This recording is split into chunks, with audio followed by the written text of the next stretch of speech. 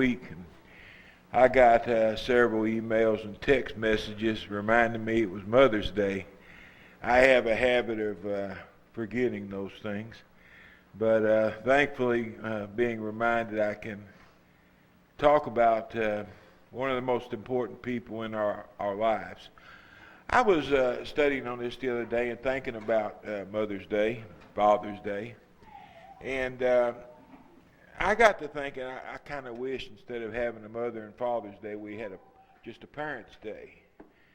As I was studying, one of the things I noticed in the Word of God was most often father and mother are tied together. You know, when the Lord marries two people, he makes them one. And from that time forward, when he speaks of them as a family, he generally speaks of them as one. It's always father and mother. And I think the reason for that is because, you know, we do become one. Our roles, whether male or female, our roles are so overlapping that sometimes it's very hard to discern between the different roles. For example, both of us are involved in training our children. The father has a part to play, the mother has a part to play. It appears to be a bit different because of the nature, I think, of the man and the woman, but we're both coming from our own vantage point, trying to accomplish basically the same thing. It takes both of us working together in order for our children to get the full effect of what two being made one is actually capable of. At any rate, we still have Mother's Day and Father's Day. Until I can change it to Parents' Day, we'll still treat it individually. So we want to talk about mothers. I guess a good place to go would be the 31st proverb. The author there talks about a woman of noble character, which literally means a woman of valor. He's speaking about a great woman, a goal, if you will, for women to strive to achieve, a model, if you will, to emulate. And the person he speaks of is it's the role of a mother. I don't know what else to say. Mothers, as you notice, we read this, you'll notice that mothers pretty much fit the bill. A wife of noble character, who can find? She is worth far more than rubies. Her husband has full confidence in her and lacks nothing of value. She brings him good, not harm, all the days of her life. She selects wool and flax and works with eager hands. She's like the merchant ships, bringing her food from afar. She gets up while it is still night. She provides food for her family and portions for her female servants. She considers a field and buys it. Out of her earnings, she plants a vineyard. She sets about her work vigorously. Her arms are strong for her tasks. She sees that her trading is profitable, and her lamp does not go out at night. In her hands she holds the distaff and grasps the spindle with her fingers. She opens her arms to the poor. She extends her hands to the needy. When it snows, she has no fear for her household, for all of them are clothed in scarlet. She's made sure of that. She makes coverings for her bed. She's clothed in fine linen and purple. Her husband is respected at the city gate, where he takes his seat among the elders of the land. She makes linen garments and sells them, and supplies the merchants with sashes.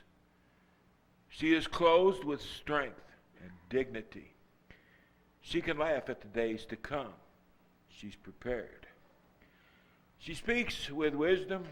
Faithful instruction is on her tongue. She watches over the affairs of her household and does not eat the bread of idleness. Her husband arises and calls her blessed. Her children arise and call her blessed. Her husband also, and he praises her. Many women do noble things, but you surpass them all. Charm is deceptive, beauty is fleeting, but a woman who fears the Lord is to be praised. Honor her for all that her hands have done, and let her works bring her praise at the city gate. All men don't get a wife like that. All children aren't raised by a mother like that. I'm not boasting about BR just because she's here. You know me, I tell you the good and the bad all the same. But I've been a very fortunate man. My children have been very fortunate because she has always been very diligent in taking care of us. Her husband trusts her. I don't even have a checkbook. I don't know how much money we got. She could be robbing me like a thief for all I know. I don't know. I don't care. She takes care of all that stuff, so I don't have to bother with it. And it's wonderful. I would to God that all men had a wife, that all children had a mama, as the one described in this proverb. I know that many do, but it would be nice if all of us could share in the same. A mother's interest in her child's well-being is unsurpassed, and I think most all of us would agree with that. I remember a long time ago, Brother Farnell Platt one Sunday night. He's probably a little over 70 at the time, I expect. He got up here and he was preaching on something. I don't even remember what it was. At any rate, he got to talking about his mama back when he was a little boy and he was puny. And his mama sat there by his bed all night, and she would care for him as he needed help. And when he was telling us about that, he got choked up. And I marveled at an older man thinking about his mama, what she had done for him, and him getting choked up. And I thought, man, what a great tribute to his mama, you know. He still gets choked up when he talks about his mama. And a lot of us do, you know. We talk about our mama. We get choked up. And I think the older we get, the more likely we are to get choked up because we remember with great fondness the tender hands of our mother, how they cared for us. I remember Mama, when I got married, she showed BR how to fold my socks. If you fold them a certain way, whenever I unfold them, they'll be ready to put on my feet. And BR sat there and listened to her, and Mama left, and BR threw them socks at me. And she said, if you ain't got enough sense to know the difference between the inside and the outside, you can wear them outside. That's the difference between a wife and a mama. Your mama will turn your socks for you, your wife now. Your mama treats you like a baby, your wife treats you like a man. But it's supposed to be that way, really. Mothers have a unique love for their family, isn't that true? I mean, they go overboard in taking care of us, and it's a wonderful, wonderful thing. Solomon said, listen, my son, to your father's instruction.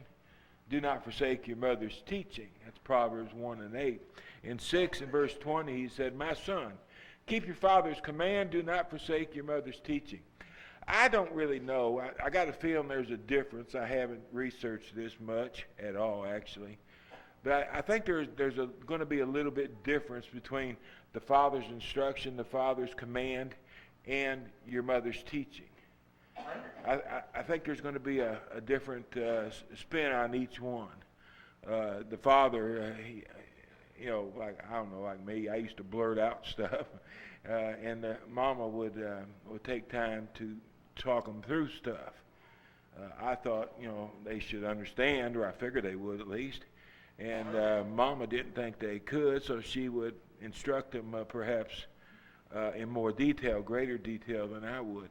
But I think in our text here, there's a distinction being made between the father's instruction and the mother's teaching. At any rate, I think they complement one another, okay? That's what I was getting at a little while ago. The father's instruction, the father's command, the mother's teaching.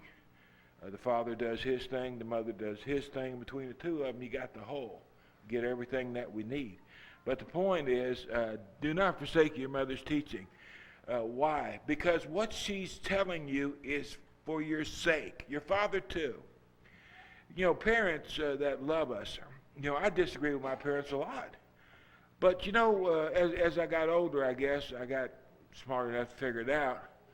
Whether I agreed with them or not, there's one thing I never had a doubt about. They always had my best interest first. Whatever they tell me to do, whatever they would advise me to do, it was always because they believed with all their heart that it was the best thing. And I think most all the time they were probably right. But don't forsake their instruction. They're helping you. They're not your enemy. You may feel like it sometimes when they tell you to be home at 10 o'clock and you don't want to be home that early. They may feel like an enemy, but they're doing the best they know how to do to keep you safe. And that's one thing we should never forget as children. No matter how old we are, they always have our best interest at heart. So don't forsake it. An old Chinese proverb I found says, one generation plants the trees and the next gets the shade. I remember as a boy, it was always the quest of the older generation to make life a little better for their kids. I mean, that's what I know my parents had in mind for me. I know that's what I had in mind for my children. I wanted to make their situation in this world a little easier than what mine was. That's what parents do. I don't know that all generations do that.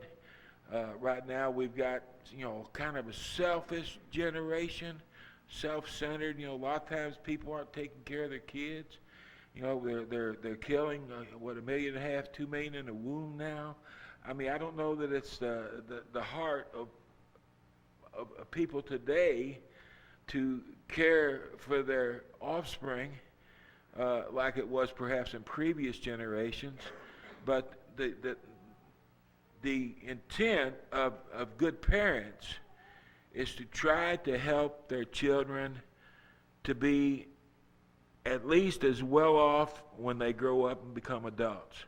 For us as Christians, our chief goal is that our children know God is their Father. Okay, that's number one.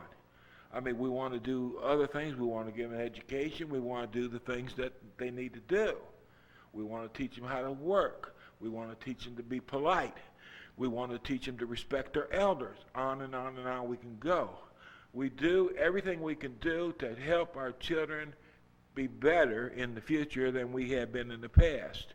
This is the objective or the goal, I think, especially of mothers, because it's often the case that they spend more time with the children than Daddy does. What was read a little bit earlier, children, obey your parents in the Lord. Why? Because it's right. It's the right thing to do. It's the smart thing to do. Obey your parents in the Lord for all the reasons we just discussed. They've got your best interest at heart. They want you to be safe. They want you to be healthy. They want you to do well. Follow their advice, and you're going to be better off in the long run, and Paul will go on to explain that. Honor your father and mother, which is the first commandment with a promise attached to it. Notice the word honor. That word honor means to value highly, to hold in the highest regard and respect, the right attitude behind the right act of obedience. The idea of honoring is to respect your parents for the role they play in your life. They not only brought you into this world, they're doing everything in their power to raise you up, to be prepared to meet life as an adult. Honor your father and mother, which is the first commandment with promise. What comes of it? That it may be well with you. The children who obey their parents, respect their parents, live by their parents' directions is a child who's going to grow up to be a healthier, more rounded, well-balanced person. They're going to be better off. They're not going to wind up in jail. They're not going to wind up on dope. They're not going to find themselves in an adulterous situation as being married to a person who was not eligible for marriage according to the rules of God. The child who listens to their parents is going to be better off. They're going to know God as he truly is. They're going to listen to God. They're going to follow God. The child who honors their parents is going to be better off than the child who rebels against their parents. That's number one. There's a second to it. You may live long on the earth. When this was first given, this instruction back in the giving of the Ten Commandments, Moses worded it a bit differently, that you may live long in the land. He was talking about remaining in the land of Canaan. They wouldn't get in trouble with the Lord, and the Lord wouldn't kick them off the land as he had done the Canaanites. Now Paul the Apostle has amended it just a bit. It's still teaching the same basic principle. But the person who lives, the child who honors their mother and father, is in most all probability going to live a longer life than the child who is disobedient. There's always exception to the rules. These are general rules. They're not pet rules. It's not going to be this way in every single case. But most of the time, this is the way it's going to turn out. Number one, it will be well with you. Number two, you'll live longer. You need to obey your parents in the Lord. Why? It's the right thing to do. It's the smart thing to do. It's the wise thing to do. Sometimes I've been asked, I guess all people have, how long are we to honor our father and mother? Is this until we're 18? Is this until we move out of their house and get married or something? How long are we supposed to honor our father and our mother? In Proverbs 23 and verse 22, the sage said, "Listen to your father who begot you, and do not despise your mother when she is old." Several years ago, we were, as a group, we were down at the nursing home, and I remember sitting down next to an older lady, and she looked really sad. It was the holiday season, and I asked her, something you want to talk about? And she missed her son. She hadn't seen her son in I think it was 2 years or something. And, she was pitiful, so pitiful. Her son hadn't come to visit her, and, man, just tearing my heart out. I told her, I said, well, you can think of me as a son, and, I'll visit you. And I did go back several times and visit her again because apparently she didn't have any visitors. At any rate, we got to talking, and then, of course, as usual, I stuck my foot in my mouth. I said, well, he probably can't get off work. I assumed, big mistake, I assumed he was working up north and never did get back to Tennessee. And she said, what do you mean he can't get off work and come back to Tennessee? She said, he lives in Jackson County. And I almost fell over. Now, the truth could be that maybe she was the kind of a mother that the son didn't want to see again. I don't know. But it seemed so pitiful to me that a son would not visit his mother or his father, for that matter. Some children,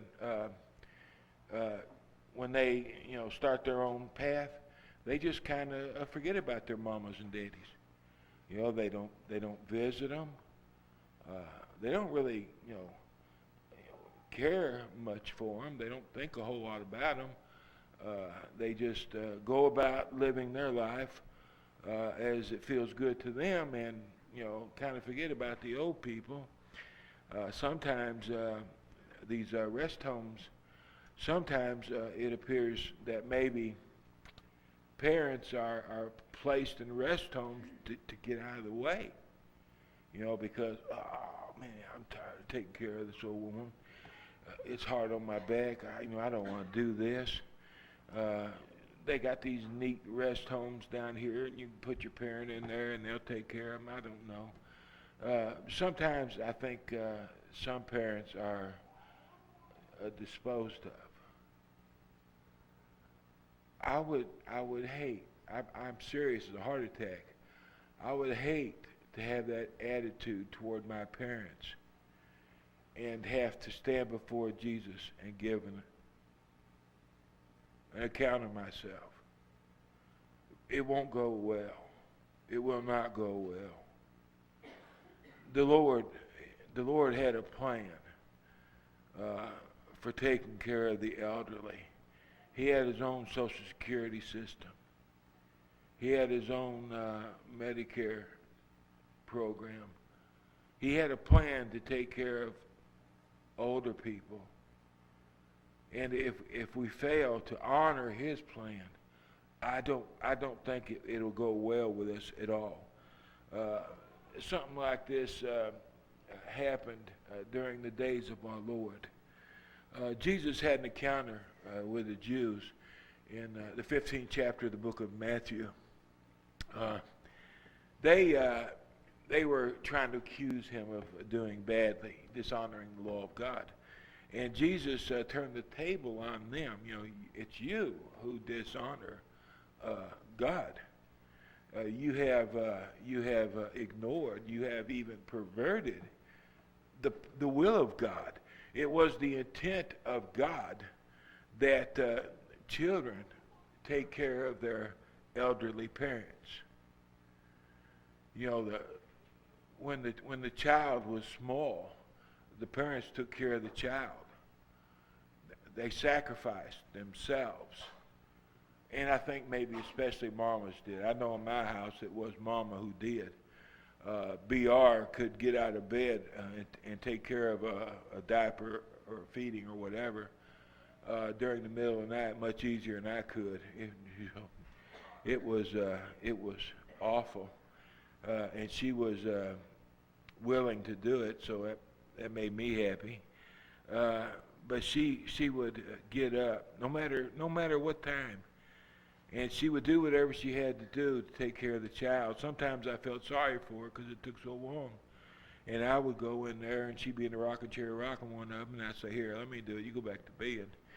And she'd say, "No, I do it. My baby."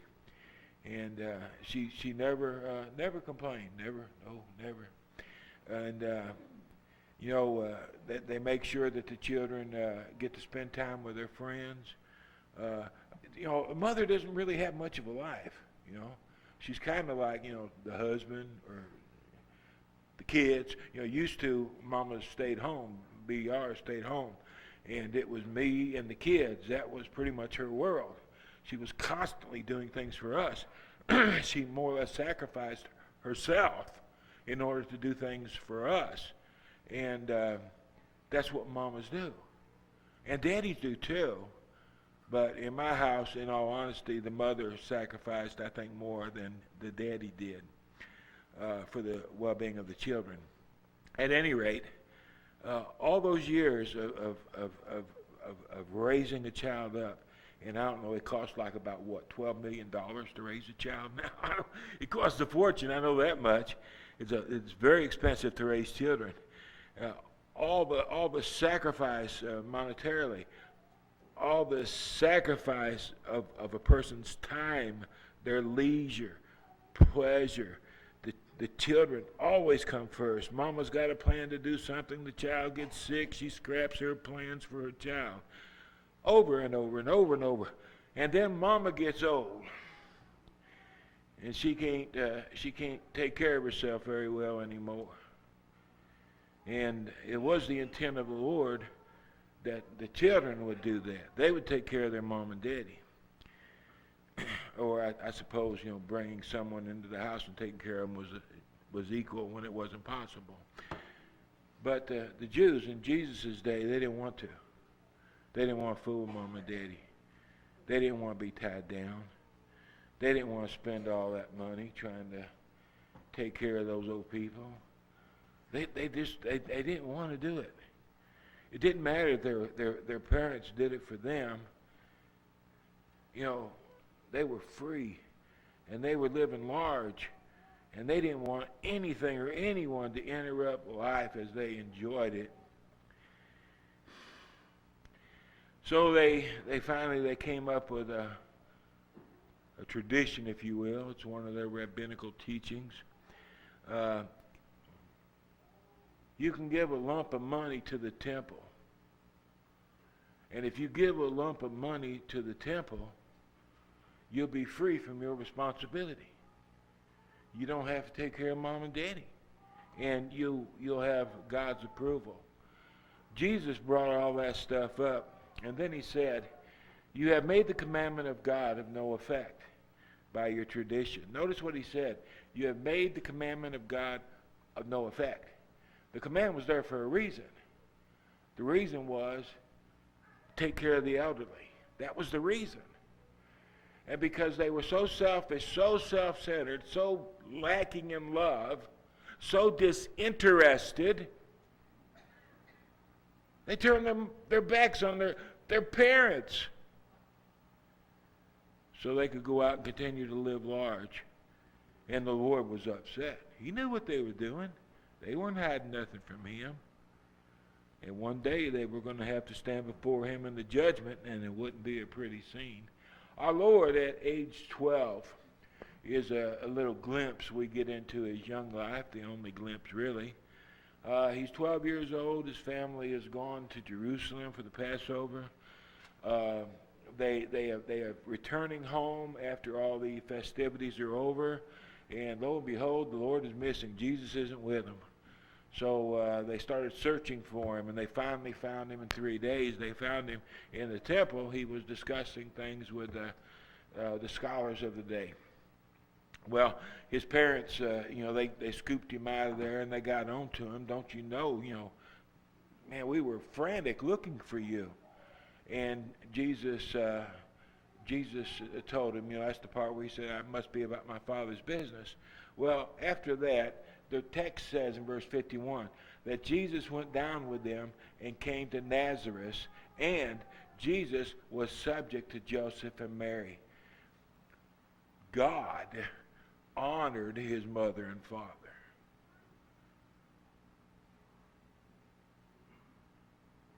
God honored his mother and father. That just blows my mind.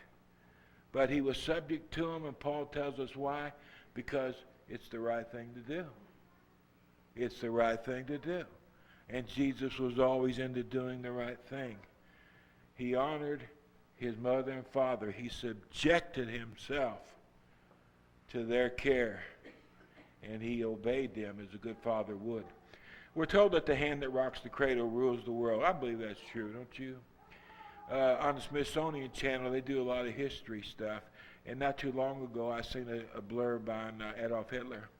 And they said that his mother detested the Jewish people. Well, we know what Hitler did to the Jewish people when he got the power. It appears that when she was rocking his cradle, she must have bred contempt, despite, into her young son. I guess it can go either way, huh? George Washington attributed his success in life to his mother. Abraham Lincoln said something to the effect, all that I am or will ever be, I owe to my saintly mother. These men who had lived the lives they lived and became the men they became were fully conscious of the fact that had it not been for their mama, they wouldn't have been where they were. That was the effect that their mother had on them. In her example, her teaching, her love, and her interest, not only in her sons, but also in the world at large. That means that the hand that rocks the cradle bears a great responsibility, Mama. This is falling on you. The hand that rocks the cradle does bear great responsibility. Those children you are raising, you don't know what they'll become. None of us do. We can't. But in a large measure, they're going to be, as grown men and women, they're going to be what you put in them, whether by your example or your instruction. The responsibility you bear is heavy. It's very heavy. George Washington's mama made a son who had an effect on the whole world. And for all you know, you may be doing the very same thing. This is why we are to honor her for all that her hands have done, and let her works bring her praise at the city gate. I can't kiss my mama anymore because she's not here. She's been gone for almost 30 years. And like Farland, I can still bring up a tear. You got you a mama. You tell her that you love her. Show her that you love her. I know I can honestly say that that's what I did with mine and my daddy. I wanted them to know how much I loved them, and I told them. And I tried to show them.